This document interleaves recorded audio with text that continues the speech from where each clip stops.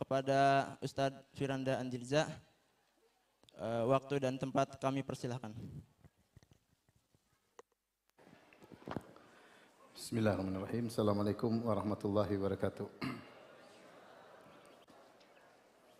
Alhamdulillahi ala ihsani wa syukru lahu ala taufiqihi wa amtinani wa asyhadu an la ilaha illallah wahdahu la syarika lahu ta'ziman li sya'ni wa asyhadu anna Muhammadan abduhu wa rasuluhu da'ila ridwani. Allahumma salli alaihi wa ala alihi wa ashabihi wa ikhwani. Bapak-bapak dan ibu yang dirahmati oleh Allah Subhanahu wa taala. Alhamdulillah, puji dan syukur kita panjatkan kepada Allah yang masih memberikan kita kesempatan untuk bisa duduk bersama untuk saling menasihati pada perkara yang penting, yaitu tentang bagaimana agar aib kita ditutup oleh Allah Subhanahu wa taala di dunia maupun di akhirat, ya. Karena kita sama-sama tahu bahwasanya di antara perkara yang mengerikan ketika aib kita dibongkar oleh Allah Subhanahu wa taala di dunia, dan lebih ngeri lagi jika dibongkar di akhirat. Sungguhnya ketika Allah menutup aib kita, itu adalah nikmat yang luar biasa, ya. Nikmat yang luar biasa. Karena jika Allah membuka aib kita sedikit saja, maka orang akan menjauh dari kita, merendahkan kita, menghinakan kita. Ya, makanya sebagaimana perkataan Muhammad bin Wasi', "Lau kana lidzunubi rih ma jalasa ilayya ahad." Seandainya dosa-dosa itu ada aromanya, maka tidak seorang pun akan duduk denganku, ya. Seandainya setiap dosa ada aromanya dan tercium dari tubuh kita oleh orang lain, tentu tidak ada seorang pun yang mau duduk dengan kita, karena kita sadar tidak ada seorang pun dari kita yang luput dari dosa-dosa. Oleh karena suatu nikmat ketika Allah menutup aib seseorang. Bahkan sebagian salaf berkata, saya tidak tahu mana nikmat yang lebih besar. Apakah diberi taufik oleh Allah untuk melaksanakan amalan-amalan soleh, ataukah ditutup aibku oleh Allah Subhanahu wa taala. Dua-dua adalah anugerah yang besar, diberi bimbingan oleh Allah untuk beramal soleh, dan tidak kalah besar adalah ditutup aibnya oleh Allah Subhanahu wa taala.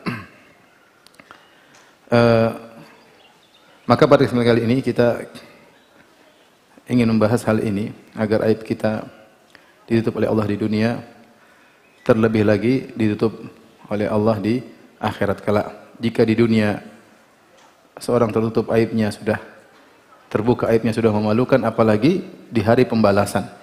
Tidaklah dibuka aibnya kecuali berdampak yang sangat buruk. Berdampak yang sangat buruk. Ikhwan dan akhwat yang dirahmati oleh Allah Subhanahu wa taala. Hadirin hadirat yang dirahmati oleh Allah Subhanahu wa taala. Di antara kiat-kiat yang bisa kita lakukan agar aib kita ditutup atau dosa-dosa kita ditutup di dunia terlebih di akhirat ada beberapa, ya. Yang pertama adalah memperbanyak istighfar. Sering kita berkata astaghfirullah atau rabbi ghufirli, Allahumma ghufirli. Semua lafal-lafal yang maknanya adalah meminta maghfirah dari Allah Subhanahu wa taala. Karena kita tahu adalah Allah adalah Ghafur, Ghaffar dan Ghafir. Allah Maha pemberi maghfirah, ya. Maghfiratan min indik, ampunan dari Allah Subhanahu wa taala.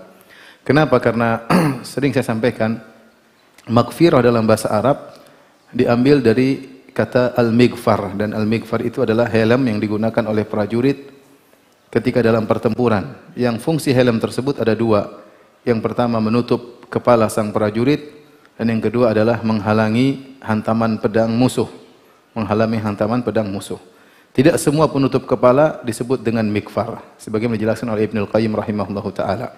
Contohnya sorban, ya, imamah tidak disebut mighfar dalam bahasa Arab. Contohnya kolan suwa, yaitu songkok, tidak disebut mighfar dalam bahasa Arab. Kenapa? Karena sorban dan songkok fungsinya hanya menutup, namun tidak menghalangi dari hantaman pedang musuh. Berbeda dengan helm prajurit. Helm prajurit disebut dengan mighfar karena dia memiliki dua fungsi, menutup sekaligus menghalangi dari hantaman pedang. Karenanya jika seorang berkata kepada Allah, Allahumma ghufirli, ya Allah, berilah maghfirah kepadaku. Maksudnya, ya Allah, tutuplah dosa-dosaku sebagaimana helm menutup kepala seorang prajurit, dan hindarkanlah aku dari dampak maksiat. Karena dampak maksiat itu menghantam. Ketika kita sering istighfar, maka dampak tersebut tidak mengenai kita. Maksiat pasti punya dampak. Walabud, harus pada dampaknya. Minimal mengotori kolbu. Kalau seorang sering bermaksiat, kolbunya menjadi terkena noda hitam, dan semakin sering banyak maksiat, maka semakin hitam, dan dia akhirnya sulit untuk khusyuk dalam salat, dan hatinya kotor dan yang lainnya. Maka ketika seorang sering mengucapkan astaghfirullah, astaghfirullah, rabbi ghufirli, Allahumma ghufirli, ghufranaka. Ini semua adalah ungkapan-ungkapan untuk meminta maghfirah. Sering kita ketika mengucapkan astaghfirullah, dalam benak kita maknanya hanyalah, ya Allah, aku mohon ampunan. Ya. Itu makna sederhana. Sebenarnya makna yang detail, sebagaimana dijelaskan oleh Ibnu Qayyim rahimahullah ta'ala, maknanya adalah, ya Allah, tutuplah aib-aibku di dunia maupun di akhirat. Kemudian hindarkanlah aku dari dampak dosa di dunia maupun di akhirat. Dan kita betapa butuh sering untuk beristighfar. Dan saya punya kajian khusus tentang istighfar. Intinya Rasulullah SAW bersabda, tuba liman wajada fi sahifatihi istighfaran katsira. Sungguh beruntung orang yang mendapati dalam catatan amalnya banyak istighfar. Banyak istighfar. Maka nasihat saya kepada diri saya pribadi, dan juga kepada hadirin dan serta terutama ibu-ibu yang dirahmati oleh Allah Subhanahu wa taala, sering basahi lisan dengan astaghfirullah, astaghfirullah, astaghfirullah. Apalagi dosanya ibu-ibu banyak ya. Banyak ya. Dosa sama suami apalagi lebih banyak. Angkat suara, membangkang, mendelik sama suami, dan macam-macam. Ibu-ibu yang lebih tahu ya. Saya hanya menyampaikan sebagian contoh doang ya. Oleh karenanya sering-sering bilang apa? Astaghfirullah. Lagi goreng nasi bilang apa? Astaghfirullah. Lagi setir naik motor bilang apa? Astaghfirullah. Lagi naik mobil, astaghfirullah. Sering. Mudah sambil dihayati. Kita ingin istighfar yang berkualitas. Astaghfirullah, astaghfirullah, astaghfirullahaladzim, astaghfirullahaladzim. Sering ya. Rasulullah SAW sekali duduk bisa terdengar beliau beristighfar sampai 100 kali. Apalagi kita.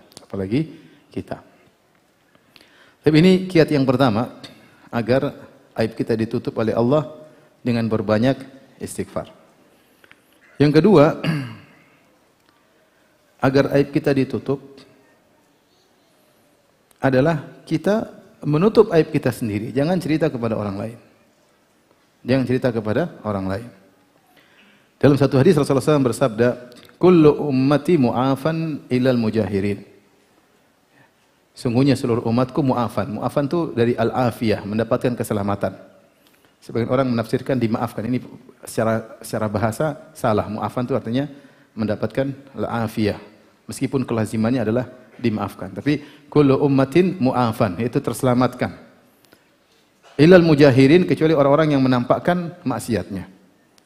Wa inna minal mujaharah, dan di antara bentuk al-mujaharah, yaitu terang-terangan menampakkan maksiat, an ya'mala ar-rajulu bil-laili amalan, seorang bermaksiat di malam hari, thumma yusbihu wa qad satarahu Allahu alaih. Semalam itu Allah tutup aibnya, tidak ada yang tahu. Dia bermaksiat sendiri. Dalam kamarnya atau sedang bersafar, tidak ada yang tahu dia. Tidak ada yang kenal dia bermaksiat. Allah telah tutup aibnya. Thumma yusbihu, kemudian di pagi hari dia berkata, cerita sama temannya, ya fulan, amiltul barihata kadza wa kadza. Wahai fulan, semalam saya bermaksiat begini dan begini. Waqad bata yasturuhu rabbuhu, padahal semalam Allah sudah tutup aibnya. Wa yusbihu yakshifu sitrallahi anhu. Di pagi hari dia buka tirai yang Allah berikan untuk menutup aibnya, dia buka sendiri. Ini tidak selamat ya. Para ulama ada dua pendapat secara umum tentang makna kullu mu'afan ilal mujahirin. Semua umatku mu'afan, selamat, kecuali orang yang menampakkan kemaksiatan. Apa makna mu'afan? Mu'afan, ada yang mengatakan maknanya adalah terselamatkan dari dosa-dosa. Artinya kalau dia melakukan maksiat, dia diam-diam, tidak cerita sama siapapun, ini mudah untuk diampuni oleh Allah Subhanahu wa taala. Ini pendapat. Namun pendapat lain mengkritiki pendapat ini. Pendapat kedua mengatakan ini maksud dengan mu'afan itu selamat dari omongan orang. Dia selamat dari omongan orang, Allah akan buat aib dia tertutup, selamat dari omongan orang, kecuali dalam mujahirin yang terang-terangan menampakkan maksiat yang dia lakukan. Ya. Dua-duanya ada dalilnya masing-masing. Ya. Al-mujahirin itu orang yang bermujaharah, terang-terangan bermaksiat. Buka aurat di depan banyak orang tanpa malu-malu. Ya. Minum khamar di depan banyak orang tanpa malu-malu. Berjoget-joget di depan lelaki tanpa malu-malu. Dan ini dampak TikTok ya. TikTok apa Toktik? Ya. TikTok ya. Orang nggak punya malu ya. Ini yang lebih parah lagi kemudian berciuman atau ya melakukan hal maksiat di hadapan banyak orang tanpa malu-malu. Seperti ini tidak dimaafkan menurut penafsiran yang pertama. Orang seperti ini tidak dimaafkan oleh Allah Subhanahu wa taala. Kemungkinan dimaafkan kecil. Dan biasanya kalau orang melakukan maksiat diam-diam dia pasti malu. Nama setiap orang melakukan maksiat pertama kali dia pasti malu, pasti dia malu. Tidak usah jauh-jauh. Taruhlah misalnya dia merokok, dia pasti malu pertama-tama. Lihat orang gak enak. Tapi kalau sudah lihat orang banyak orang, santai aja misalnya ya. Demikian orang minum-minum khamar sembunyi-sembunyi. Tapi kalau sudah ketahuan sekali, dua kali mulai rasa malunya hilang. Terus setelah itu cuek. Orang mau ngomong apa terserah. Wanita pertama kali keluar dari rumah kemudian menampakkan, mohon maaf misalnya pahanya keluar, pasti pertama dia malu, nggak enak, risih apa segala. Tapi sekali, 2 hari, 3 hari, 4 hari, seminggu udah bebas. Buka yang lain pun lebih nggak ada masalah ya. Sehingga orang seperti ini susah untuk dimaafkan karena dia sudah santai dengan maksiat yang dia lakukan. Karena awalnya ketahuan malu, ketahuan kedua malunya mulai berkurang dan akhirnya cuek aja. Bablas, cuek aja. Ya. Saya pernah di kampung, saya masih kecil dulu. Pasangan laki wanita kemudian dari malu-malu, pacaran-pacaran sampai akhirnya berzina, akhirnya hamil. Ketika sudah hamil, ketahuan hamil, dia cuek aja jalan depan kampung, hamil perutnya besar. Sudah ketahuan mau diapain. Hilang rasa malu. Harusnya kan tetap malu. Tapi udah ketahuan, ya udah santai aja. Perut besar, nggak ada suaminya, cuek aja jalan depan mana. Maka kemungkinan orang yang menampakkan kemaksiatan malu-malu, orang ini susah untuk dimaafkan. Kemudian Rasulullah SAW menjelaskan, di antara bentuk membuka aib bukan sekedar melakukan di hadapan orang, di antaranya bentuk membuka aib adalah dengan bercerita. Makanya Rasulullah SAW mengatakan, wa inna minal mujaharah, di antara bentuk terang-terangan, an ya'mal ar-rajulu bil-laili amalan, seorang laki-laki berbuat maksiat di malam hari.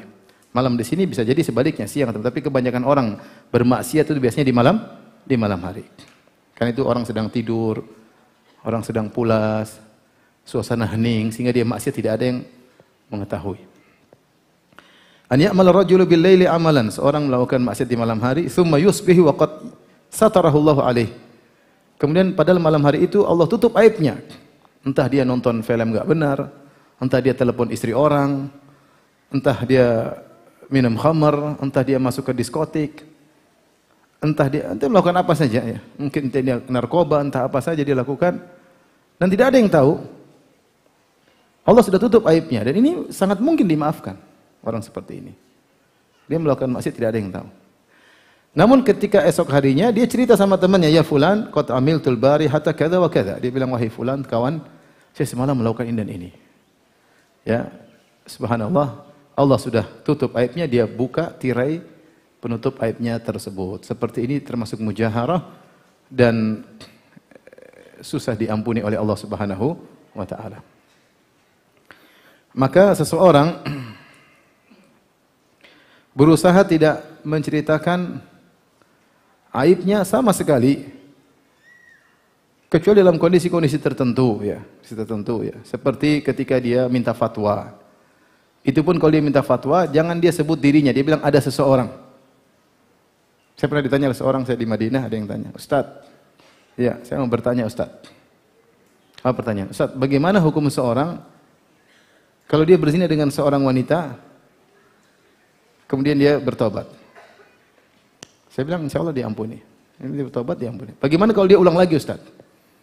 Saya bilang diampuni kalau dia ulang lagi. Bagaimana kalau ternyata dia ketiga, dia mulai ngomong, akhirnya dia kelepasan bahwasanya itu dirinya. Saya bilang aja. Enggak boleh, ya, enggak boleh. Kita tetap kalaupun bertanya harus menanyakan aib yang kita lakukan, jangan kita bilang saya, bilang saja ada seseorang. Saya kenal seseorang. Ada seorang nitip pertanyaan kepada saya, atau saya kenal seseorang dengan kata-kata yang tidak membuka aib kita sendiri. Ya. Dulu ada ustaz cerita sama saya, salah seorang ustaz. Dia cerita, ada orang datang kepada dia, kemudian mengaku melakukan zina. Dia bilang, Ustaz saya mau ceritakan maksiat yang saya lakukan. Harap Ustaz dengar. Kata Ustaz tersebut, Ustaz cerita sama saya. Jangan kau cerita, enggak boleh cerita maksiat. Ustaz saya tidak tenang. Saya merasa tidak diampuni oleh Allah kecuali saya cerita sama Ustaz. Ustaznya terpancing. Harusnya Ustaz bilang enggak boleh, haram. Sana minta maaf sama Allah. Tapi dia bilang, Ustaz saya tidak merasa tenang kecuali saya cerita kepada antum. Akhirnya Ustaznya karena saya kasihan sama dia, ya udah cerita aja.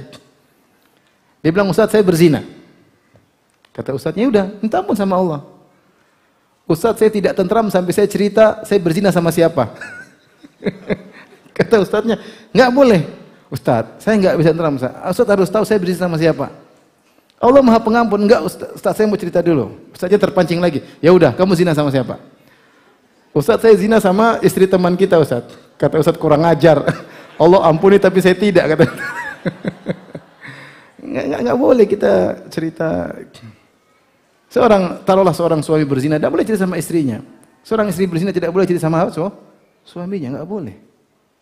Enggak boleh. Tutup aib tersebut antara dia dengan Allah Subhanahu wa taala. Siapa yang menceritakan aibnya sendiri, maka sangat mungkin untuk terbongkar aib tersebut. Apalagi kalau kita bawakan kepada makna yang kedua, kullu ummati mu'afan ilal mujahidin. Mu'afan maksudnya selamat dari omongan orang kecuali orang yang menceritakan aibnya sendiri. Dalam hadis yang lain Rasulullah SAW bersabda, "Ayyuhan nas, qad ana lakum an tantahu an hududillah." Wahai manusia sekalian, sudah saatnya bagi kalian untuk berhenti dari melanggar larangan-larangan Allah. Man asaba min hadhil qadhurat syai'an falyastasir bi sitrillah. Siapa yang melakukan salah satu dosa-dosa yang menjijikkan tersebut, maka hendaknya dia berlindung atau menutup diri dengan tutupan Allah Subhanahu wa taala. Artinya jangan ceritakan sama siapapun. Bertobat sama Allah dan tutup diri, jangan cerita sama siapapun. Oleh karenanya di antara bentuk mujaharah orang yang cerita dalam bentuk apapun, dalam bentuk menyesal, dalam bentuk sedih enggak boleh cerita. Ya. Kecuali dalam kondisi-kondisi terdesak ya. Apalagi kalau cerita dengan bangga, ini lebih parah lagi, cerita dengan apa? Bangga. Orang tidak tahu dia bermaksiat, dia cerita, saya dulu, saya punya pacar sekian-sekian, saya gauli sekian, ini tidak boleh. Saya pernah ketemu kerabat, sudah berumur. Dia bilang, Firanda, saya dulu punya pacar banyak, sudah saya gauli. Saya bilang, enggak boleh cerita. Enggak, saya mau cerita, enggak boleh cerita. Tapi enggak boleh cerita, saya enggak mau dengar. Enggak boleh, dosa. Saya bilang dosa. Dosa. Lain kali jangan cerita sama orang. Dia agak bangga bahwasanya dulu dia punya pacar banyak, dia pujaan cewek-cewek, kemudian dia gauli semua. Ya buat apa seperti itu? Ujung-ujung jomblo sekarang.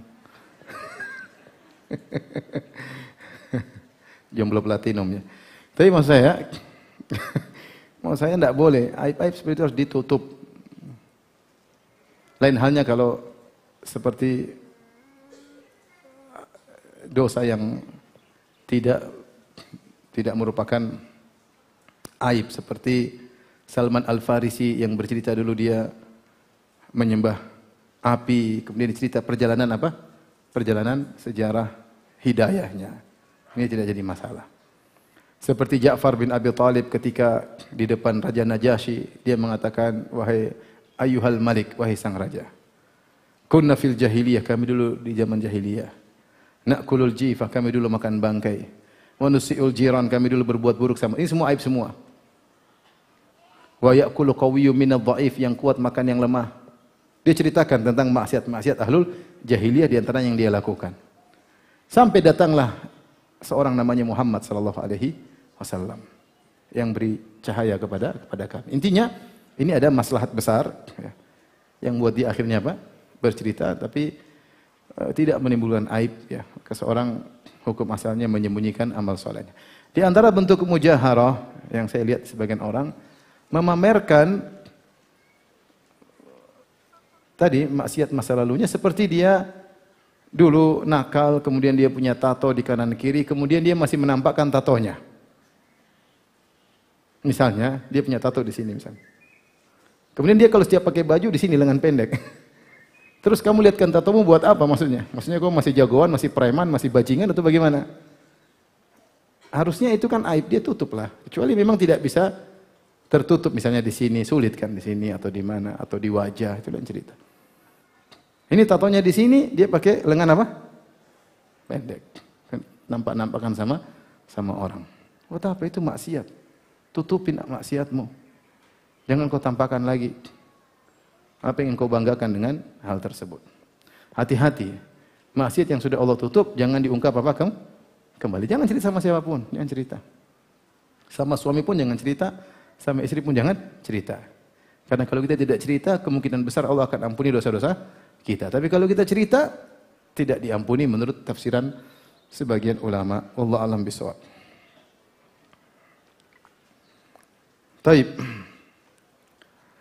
Di antara kiat agar Allah menutup aib kita. Ini yang keberapa ini? Hah? Baru 3. Yang pertama tadi apa? Istighfar. Yang kedua, jangan cerita. Jangan melakukan maksiat terang-terangan. Yang ketiga, jangan cerita maksiat yang sudah dilakukan. Tulis poin yang benar, yang satu ini, yang dua ini, yang tiga ini.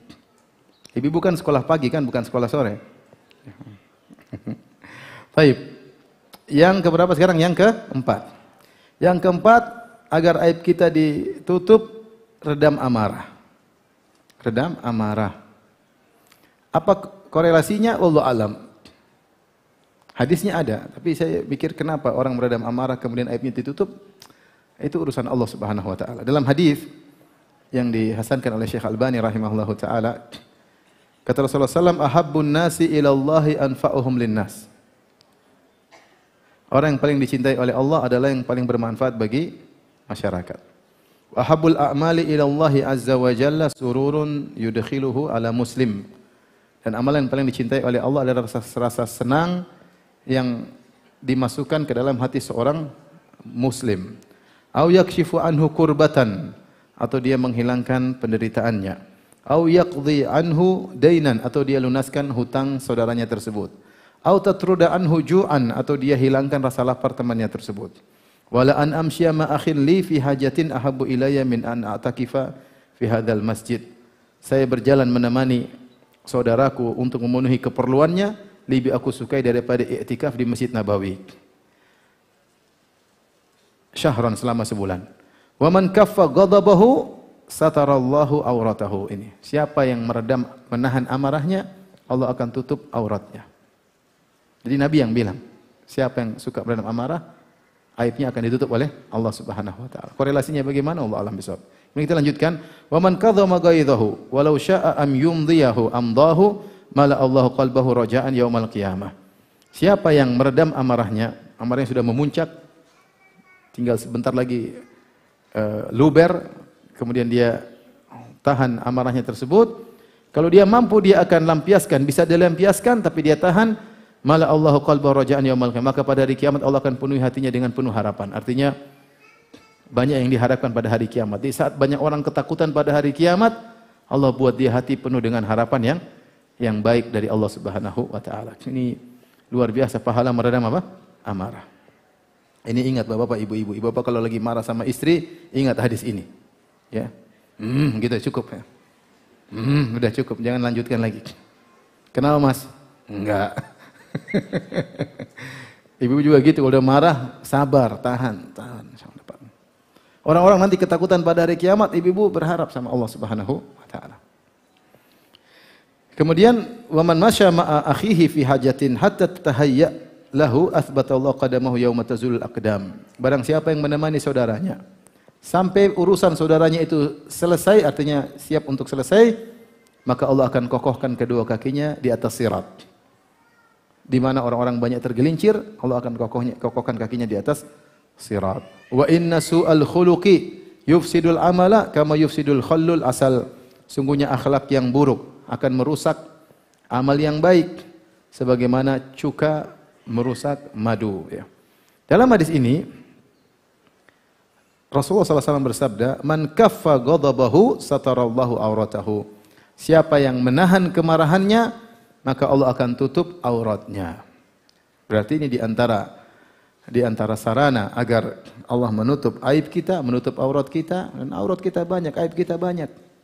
Di antaranya kita meredam amarah. Orang kalau sudah buat kita marah, sudah dicuekin aja lah. Ya. Itu aib kita banyak. Ya. Kalau Allah bongkar sedikit aib kita, maka kita tentu sangat malu dan tidak ada orang yang mau dekat dengan kita. Taib itu yang keempat. Yang kelima, sebab agar aurat kita tidak dibongkar oleh Allah Subhanahu wa taala, jauhi tajassus. Tajassus dan tahassus. Tajassus yaitu mencari-cari aib saudara dengan melihat ini, melihat sana, klik sana, klik sini. Tahassus, sebagian ulama mengatakan tahassus adalah mencari-cari aib saudara dengan bertanya-tanya. Gimana si fulan? Terus kemarin kemana? Gimana ini namanya? Tahassus dengan mendengar khabar, tajassus dengan melihat. Dua-duanya dilarang. Wala tajassasu, jangan mencari-cari aib dengan melihat. Dari Abu Barzah Al-Aslami radhiyallahu anhu, qala Rasulullah sallallahu alaihi wasallam, dari sahabat Abu Barzah Al-Aslami radhiyallahu anhu, Rasulullah sallallahu bersabda, "Ya ma'syara man amana bilisanihi wa lam yadkhulil imanu qalbahu." Wahai sekalian orang-orang yang beriman hanya dengan lisannya beriman tetapi imannya belum masuk dalam kolbunya. La taktabul muslimin, janganlah kalian menggibah kaum muslimin. Wala tattabi'u auratihim, dan jangan kalian mencari-cari aurat mereka. Itu jangan kalian mencari aib-aib apa? Mereka. Aib dikatakan aurat karena aurat kita tidak ingin terlihat. Jangan kalian mencari aib-aib mereka, jangan kalian mencari aurat, membuka aurat-aurat kaum muslimin. Fa innahu man ittaba'a auratihim yattabi'ullah auratahu. Siapa yang mencari-cari aib-aib kaum muslimin, Allah akan mencari-cari aib-aibnya. Wa man yattabi'illahu auratahu yafdhahu fi baitihi. Dan barang siapa yang Allah ingin cari aibnya, Allah akan bongkar aibnya meskipun dia di rumahnya, tidak keluar rumah. Aibnya akan terbongkar. Oleh karenanya kalau antum tidak ingin aibnya dibongkar, jangan bongkar aib orang lain. Jangan cari-cari. Jangan cek-cek, jangan klik-klik akun. Oh ini hubungan sini, oh ketahuan, oh ternyata dia begini, ternyata enggak perlu. Apa hubungannya? Apa hubungannya antum cari-cari aib dia? Pingin tahu deh gimana si fulan deh, cek. Linknya mana? Cek, linknya cek. Mungkin ada historinya, mungkin apanya. Kemudian masuk pakai aplikasi program untuk membuka histori seseorang, enggak boleh. Hukumnya haram.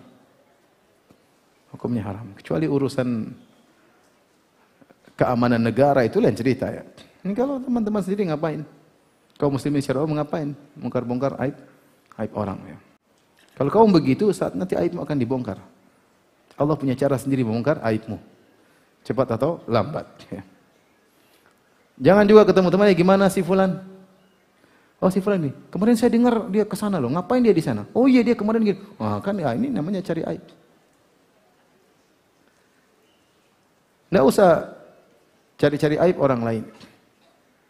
Kapan kita berusaha mencari-cari aib orang lain, baik dengan melihat-lihat, dengan ngecek, atau dengan bertanya-tanya, dengan akhbar, dengan berita-berita, Allah akan buka aibnya. Dan siapa yang Allah buka aibnya, akan terbongkar meskipun dia sembunyi di rumah ibunya.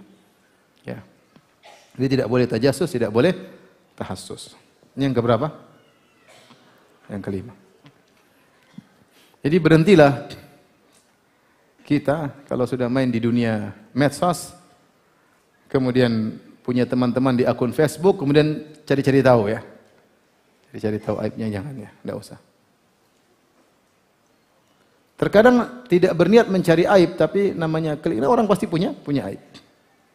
Klik ternyata ada aibnya. Kita hindari. Jangan melakukan kegiatan yang tidak ada manfaatnya. Min husni islamil mar'i tarkuhu ma la ya'nih. Di antara keelokan Islam seorang meninggalkan yang bukan urusannya. Sebagian ulama mengatakan tajassus, ghibah, tajassus, mencari-cari tahu urusan orang lain ya.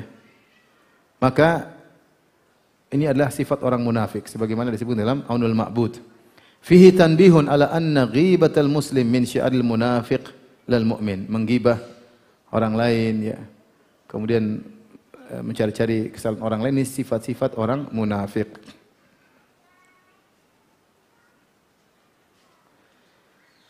Taib, sebab yang terakhir agar aib kita ditutup oleh Allah Subhanahu wa taala adalah kalau kita tidak mencari-cari aib seseorang, ternyata aibnya terlihat tanpa kita cari-cari, saatnya kita tutup. Saatnya kita tutup. Nabi sallallahu alaihi wasallam bersabda, ya.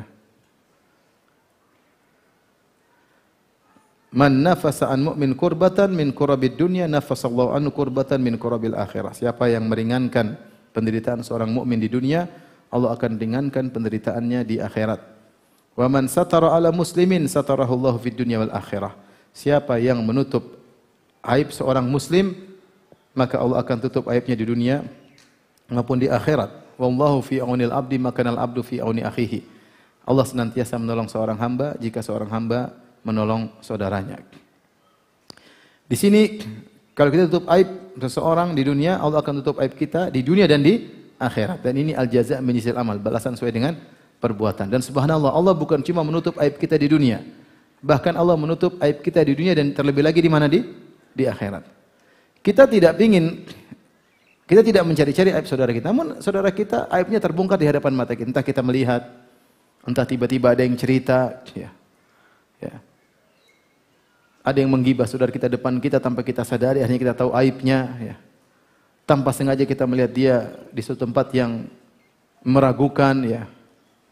Tanpa sengaja kemudian kita lihat dia menonton sesuatu yang tidak benar, ya. Artinya kita tidak mencari aib saudara kita, tapi kemudian terlihat di hadapan kita.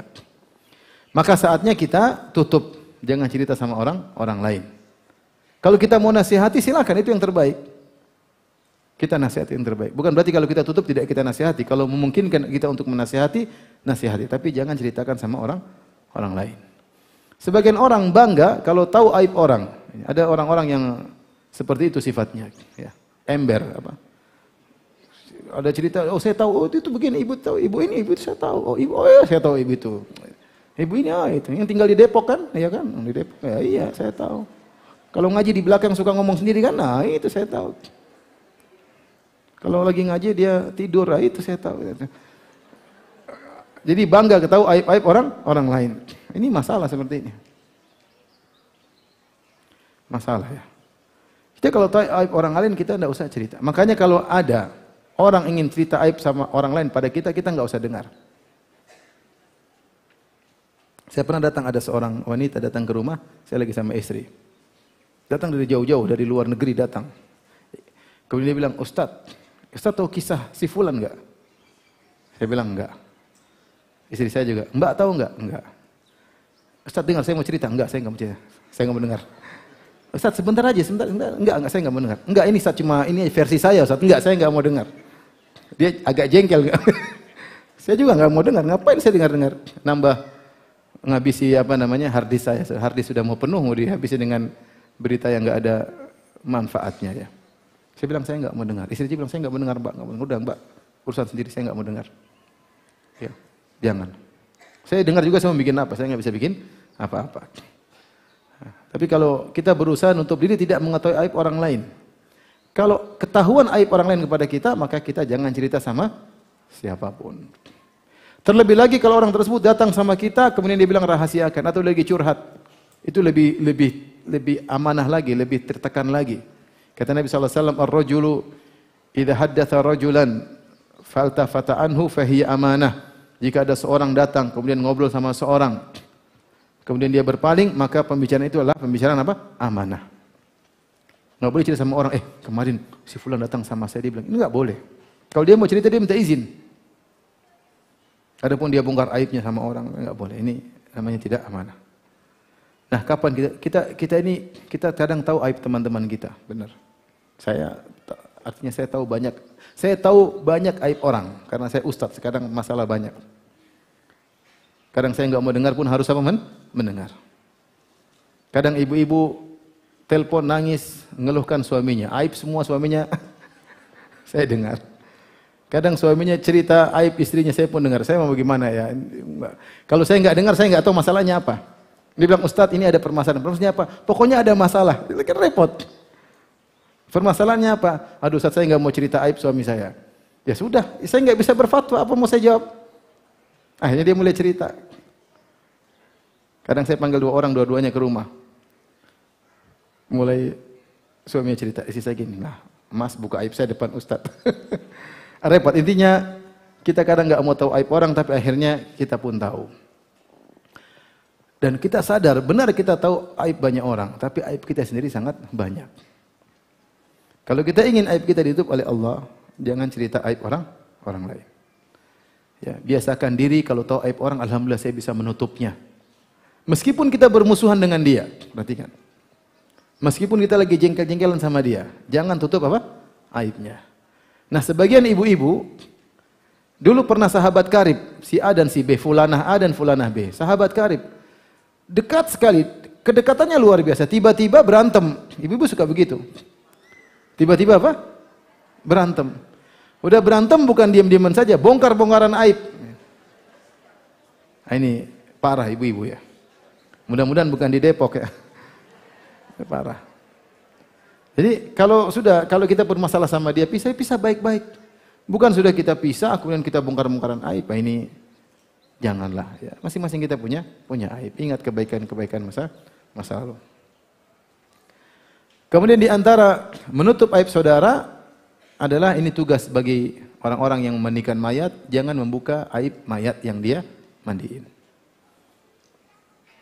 Kata Rasulullah SAW, man ghassala mayyitan fakatama alaihi ghafarallahu lahu arba'ina marrah. Siapa yang memandikan mayat, dia dapati aib mayat tersebut. Namanya mayat macam-macam aibnya. Tampak di tubuhnya, tampak di ininya. Sampai ada kawan tukang mandikan mayat, dia bilang, Ustadz, saya pernah mandikan mayat Ustadz. Dia ahli sihir Ustadz. Pantatnya ada ekornya. Tapi dia nggak sebut nama. Benar, iya Ustaz, ada ekornya keluar. La haula wala quwata illa billah. Ini aib contoh, jangan diceritakan. Siapa yang mandikan mayat, dia dapati aib, entah mungkin mayat tersebut bawa busuk kayak apa kayak, jangan cerita. Jangan cerita. Dia seorang muslim, ditutup apa aibnya di dunia maupun di akhirat. Ketika dia masih hidup maupun sudah meninggal, kita tutup apa? Aibnya. Siapa yang menutup aib mayat, Allah akan ampuni dia sebanyak 40 kali. 40 kali. Tapi inilah berapa kiat? 6 kiat. Mudahkan kita agar Allah menutup aib kita dan tidak seorang pun dari kita ingin ditutup aibnya, ingin dibongkar aibnya. Jangankan Allah membongkar aib kita di akhirat di hadapan masyarakat. Allah bongkar di hadapan Allah saja suatu hal yang memalukan. Suatu hal yang memalukan. Oleh karena dari antara bentuk hisab ada 2, ada namanya al-munaqasyah, yaitu Allah hisab secara detail. Yang kedua namanya hisaban yasiran, disebut ardun, hisab yang ringan. Rasulullah mencontohkan itu seorang Allah Subhanahu wa taala menghisab seorang mukmin fayudunihi, Allah dekatkan orang mukmin tersebut kepada Allah Subhanahu wa taala wa yadha alaihi kanafah, Allah menutupnya, tidak ada yang tahu. Kemudian Allah buka catatan amalnya. Kemudian Allah berkata kepada dia, "Alaysa qad fa'alta ata'rifu dzamba kadza wa kadza?" Tahukah kau dosa ini yang pernah kau lakukan di waktu ini, di tempat ini? Kata dia, saya tahu ya Allah. Tahukah engkau dosa ini? Kata dia, saya tahu ya Allah. Tahukah, ini sudah memalukan. Dia ngakui semuanya. Hatta idza dhanna annahu qad halak, ketika Allah bongkar aib-aibnya, tiba tidak ada orang yang tahu, dia antara dia dengan Allah. Sampai ketika Allah bongkar aib-aibnya, dosa-dosanya, dia merasa dia akan binasa, Allah berkata, waqad satartuha 'alaika fid dunya. Dulu di dunia saya tutup aib-aibmu ini. Wa ana aghfiruha lakal yaum, dan hari ini aku ampuni dosa-dosamu. Ini saja Allah bongkar aib kita di hadapan Allah sudah sangat memalukan. Makanya salah seorang salaf mengatakan, wa ya sau'atah wa in afaut. Sungguh perkara memalukan meskipun kau ampuni ya Allah. Maka para ulama khilaf tentang dosa-dosa yang pernah dilakukan oleh seorang, kemudian dia bertobat darinya. Apakah masih akan diungkapkan atau tidak oleh Allah Subhanahu wa taala? Kita banyak dosa masa lalu kita. Dosa mata, dosa telinga, dosa lisan, dosa macam-macam. Dosa terkait diri sendiri, dosa terkait dengan keluarga, banyak. Nah, kita bertobat nih, taubatan nasuha. Baik, apakah kalau kita sudah bertobat, di akhirat kalau Allah tidak akan buka catatan amal tersebut, kau pernah begini, pernah begini, pernah begini? Ataukah Allah tetap buka? Ini khilaf di kalangan para ulama. Sebagian ulama mengatakan kalau seorang sudah bertobat, sudah tutup maksiatnya hilang. Dan itu konsekuensi dari nama Allah Al-Ghafur, Al-Afu, At-Ta'ib, At-Tawwab. Allah mengampuni, Allah Maha penerima taubat, Allah mengampuni dosa-dosa, di antaranya Al-Afu. Sebagian ulama mengatakan Al-Afu artinya Allah menghapus dosa-dosa. Ya. Al-Afu maknanya Allah yang menghapus. Itu bukan cuma dosanya, catatan dosanya pun, jejak dosanya pun hilang. Ya, jejak digitalnya pun hilang. Ini pendapat. Mereka berdalil dengan sabda Nabi, at-taibu minadz-dzam kama la dzamba lahu. Seorang bertobat dari dosa seperti tidak pernah berdosa. Namanya seperti tidak pernah berdosa berarti catatan dosanya juga hilang. Pendapat kedua mengatakan tidak, tetap terbuka catatan tersebut. Yang seperti tidak berdosa adalah seperti tidak ada dampaknya. Dampak dari dosa tersebut, hukuman dosa tersebut hilang karena dia sudah bertobat dan diampuni oleh Allah Subhanahu wa taala. Adapun catatannya tetap ada dan akan diperlihatkan oleh Allah kepadanya pada hari kiamat kelak, dan itu perkara yang sangat memalukan. Malu kita kalau Allah buka catatan kita, kamu dulu begini, kamu dulu begini, kamu dulu begini. Kamu ngaji tapi ternyata di malam hari kamu begini. Kamu pakai cadar tapi sama suami ternyata begini. Malu kalau dibongkar. Di depan Allah saja kita malu. Apalagi kalau dibongkar di hadapan khalayak. Kalau dibongkar di depan khalayak. Oleh karenanya, seorang berusaha agar aibnya tidak terbongkar dengan melaksanakan 6 qiyah tersebut, karena jika aib dibongkar adalah perkara yang sangat memalukan. Tapi saya tutup pembahasan kita tentang hal-hal yang motivasi kita untuk menutup aib saudara agar aib kita tidak terbongkar. Tentu di antaranya kalau kita lihat aib saudara kita ingat bahwasanya dia adalah saudara kita sesama mukmin. Saudara kita sesama mukmin, dan Allah telah berfirman, innamal mu'minuna ikhwah.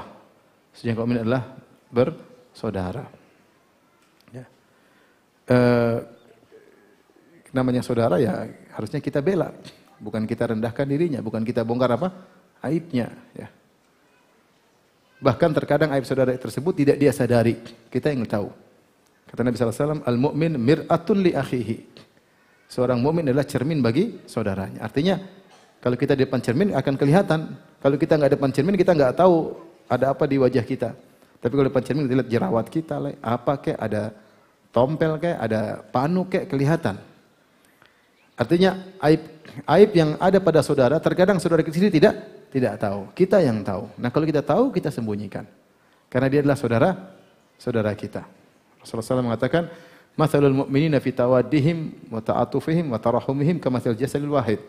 Perumpamaan kaum mukminin dalam kasih sayang di antara mereka, dalam kelembutan di antara mereka, dalam saling mencintai di antara mereka, seperti jasad yang satu. Idza syaka minhu 'udhun tada'a lahu sa'irul jasad bis-sahar wal humma. Jika salah satu anggota tubuh sakit, maka yang lain akan kesakitan dan tidak bisa tidur. Maka kita ingat itu saudara kita. Yang kedua, agar kita mudah menutup aib saudara, kalau kebetulan kita dengar atau kita lihat atau ada yang cerita kepada kita, ingat seandainya kita di posisi saudara kita tersebut. Seandainya kita jadi dia, bagaimana? Maukah aib kita dibongkar atau kita suka aib kita ditutup, ya. Dan Rasulullah SAW berkata, la yu'minu ahadukum hatta yuhibba li akhihi ma yuhibbu li nafsihi. Seorang tidak akan sempurna imannya sampai dia menghendaki kebaikan bagi saudaranya apa yang disukai untuk dirinya. Kalau dia suka aibnya ditutup, maka jangan dia bongkar aib apa? Saudaranya. Kemudian berikutnya dia harus ingat kaidah al-jaza' min jinsil amal, balasan sesuai dengan perbuatan. Kapan dia bongkar aib-aib saudaranya, suatu saat dia akan dibongkar aibnya oleh Allah Subhanahu wa taala. Allah punya cara untuk membongkar aibnya, cepat atau lambat.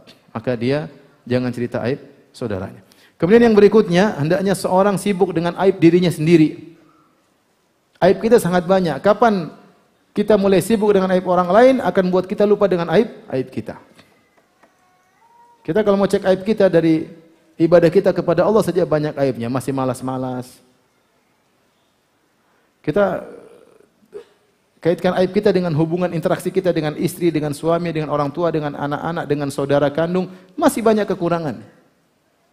Masih banyak kekurangan. Kita periksa aib kita terkait dengan medsos. Bagaimana mata kita, telinga kita ketika buka medsos. Masih melihat macam-macam. Masih banyak aib kita. Masih banyak. Masih banyak.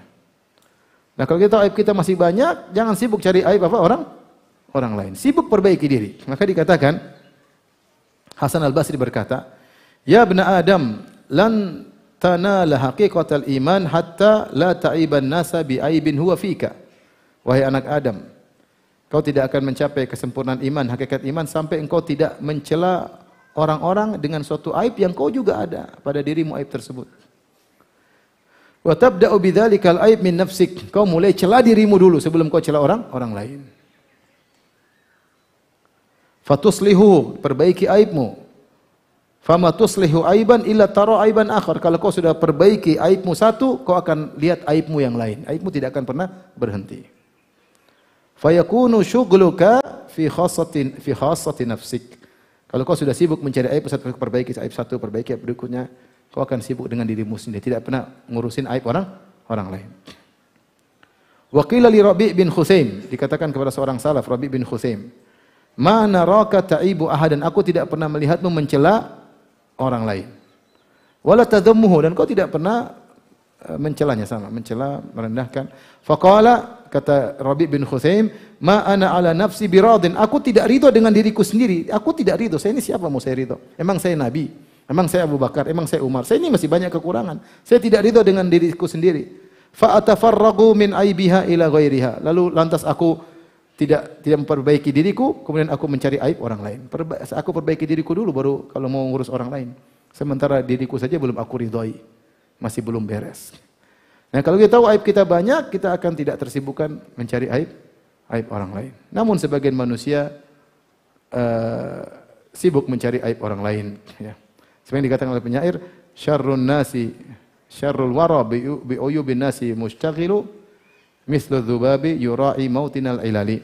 Seburuk-buruk manusia adalah yang sibuk mencari-cari aib orang lain, seperti lalat yang sibuk mencari tempat-tempat yang busuk. Masih banyak yang harum, masih banyak indah, tapi dia sibuk cari yang busuk.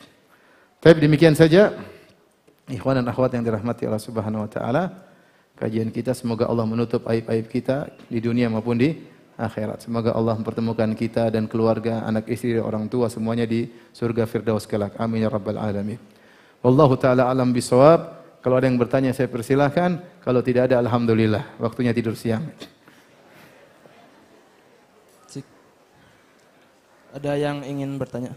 Oh, Bapak.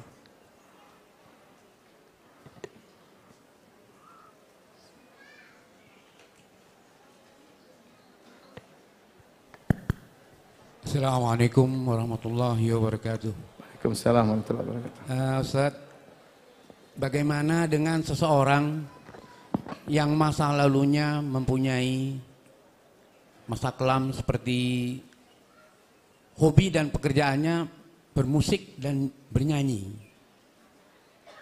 Apakah itu disebut aib yang harus ditutupi?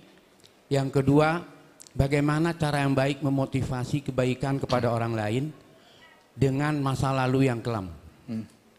Syukran, masykur.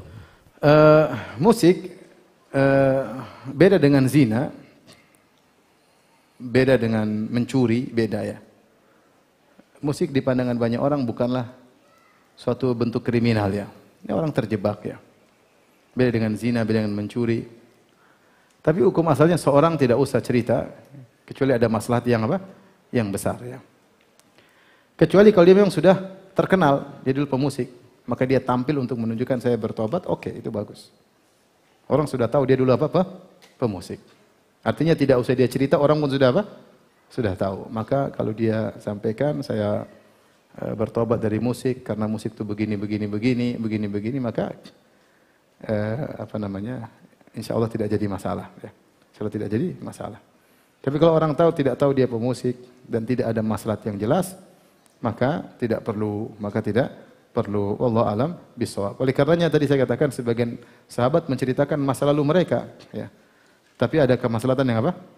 Yang jelas. Ya. Tapi kalau saya pernah berzina, saya pernah mencuri, saya pernah korupsi, itu tutup. Jangan cerita sama orang. Itu buruk ya. Allah alam bisawab.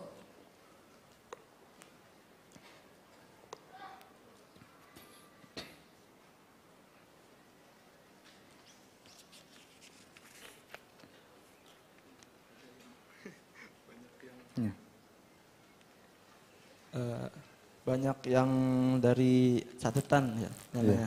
Baik. Monggo. Pertanyaan berikutnya, jika kita telah menyebar aib orang lain, bagaimana cara bertobatnya?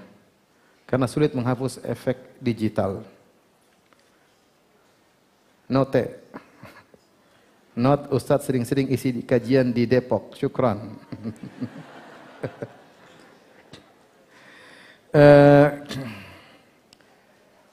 Caranya kita minta maaf sama orang tersebut, ini dosa kezaliman. Yang kedua kita kalau bisa hapus kita hapus, kalau nggak bisa kita sebarkan kebaikannya sebagai mudah-mudahan kafarah dari perbuatan yang kita lakukan. Tapi yang paling utama kita minta maaf sama dia. Minta maaf sama dia. Ada kisah menarik saya diceritakan oleh seorang. Ada seorang dia mencela orang lain di medsos.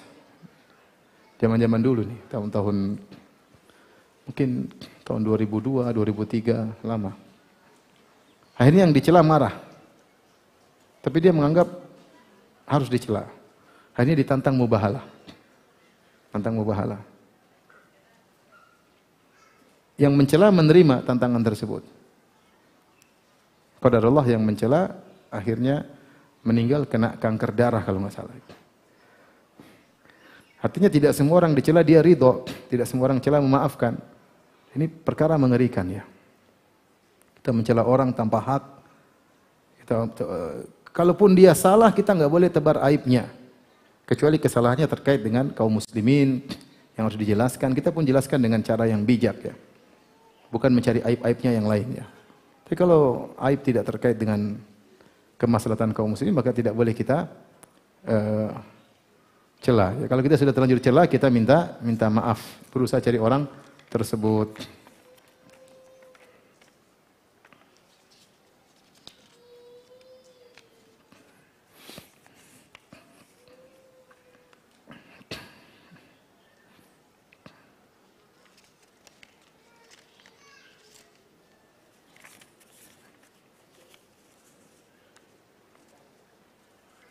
Ustaz, saya mau bertanya, jika dosa zina bagi orang yang masa lalunya banyak, sekarang zaman hamil di luar nikah, korban pelecehan seksual, jika dia bertobat apakah diampuni dosanya? Semua dosa kalau dia bertobat diampuni. Dosa syirik, dosa zina, dosa yang lain semuanya diampuni. Hanya saja jika dosa tersebut terkait dengan kezaliman terhadap orang lain, maka dia berusaha menyelesaikan kezaliman tersebut. Misalnya dia pernah mencuri uang, maka dia harus kembalikan. Semaksimal mungkin dia bisa. Tapi kalau tidak bisa, dia curi uang 1 miliar. Ini tobat, uangnya tinggal 100.000. Gimana bisa bayar 1 miliar? Kalau uangnya tinggal 100.000, ya sudah dia bertakwa kepada Allah sebisa-bisanya, minta ampun kepada Allah. Semoga Allah mengampuni. Ibnu Qayyim rahimahullah berbicara tentang hukum orang membunuh orang lain. Si A membunuh si B. Ketika si A membunuh si B ini terkait pada dia 3 hak. Hak Allah, karena Allah melarang membunuh, dia bunuh. Kedua, hak wali-walinya, karena dia telah membunuh salah seorang dari kerabat wali-wali tersebut. Yang ketiga, hak orang yang mati tadi yang dia bunuh. Dia telah melanggar hak, orang itu berhak untuk hidup, dia apa? Dia bunuh. Maka bagaimana cara dia bertobat? Dia harus menyelesaikan 3 hak ini. Pertama, hak Allah, dia tinggal menangis, bertobat kepada Allah, niscaya Allah ampuni. Hak wali-walinya, mungkin dia kasih uang, saya minta keriduan kalian, saya bayar sekian miliar, saya telah membunuh adik kalian. Kemudian wali-walinya memaafkan sudah. Nah, bagaimana dengan hak orang yang dia bunuh? Bagaimana dia minta maaf sementara orang tersebut sudah mati? Nah, apakah kalau dia bertobat tetap diterima oleh Allah sementara dia tidak mungkin meminta maaf kepada orang yang dia bunuh? Ibnu Qayyim rahimahullah mengatakan, dalil menunjukkan begitu banyak, jika dia bersungguh-sungguh, maka tetap akan diampuni oleh Allah Subhanahu wa taala. Maksud saya, jika seorang melakukan dosa-dosa di masa lalu, yang dosa-dosa tersebut tidak terkait dengan hak orang lain, mungkin dia berzina, mungkin dia malah salat, mungkin dia macam-macam, mungkin dia nonton macam-macam, dia bertobat sama Allah, insyaallah Allah akan ampuni. Tapi jika dosa tersebut terkait dengan hak orang lain, maka dia berusaha untuk mengembalikan semaksimal mungkin. Kembalikan, cari orangnya siapa, dia punya uang seadanya, dia kembalikan. Kalau dia tidak mampu, serahkan kepada Allah Subhanahu wa taala.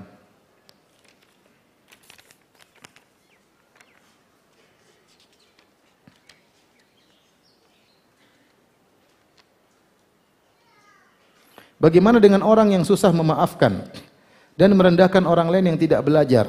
Sedangkan orang yang merendahkan tersebut belajar sunnah sudah lama. Saya nggak tahu nih, ini yang sudah ngaji lama ngejek yang baru ngaji. Antum buat apa ngejek? Antum diberikan kelebihan bukan untuk ngejek orang lain, untuk antum syukuri. Semua kelebihan yang Allah berikan itu akan menjadi pertanggungjawaban. Ada bentuk syukurnya yang Allah akan minta tanggung jawab tersebut hari kiamat kelak. Kelebihan yang Allah berikan pada kita bukan untuk menghina orang lain. Kalau ada orang tidak amanah, tapi ternyata orang tersebut mau dijadikan bendahara, apakah boleh kita kasih tahu ketua organisasinya? Boleh, enggak apa-apa, tapi 4 mata ya. Demi kemaslahatan apa? Yayasan atau organisasi. Kita tahu orang ini ternyata tidak amanah, banyak kasus yang pernah dia lakukan, maka kita kasih tahu sebagai informasi, hati-hati. Maka mungkin nanti ketua organisasi atau ketua yayasan akan mengambil tindakan, apakah dengan memilih yang lain atau buat aturan yang ketat sehingga dia tidak bisa macam-macam misalnya. Tapi itu ada masalah, tidak masalah.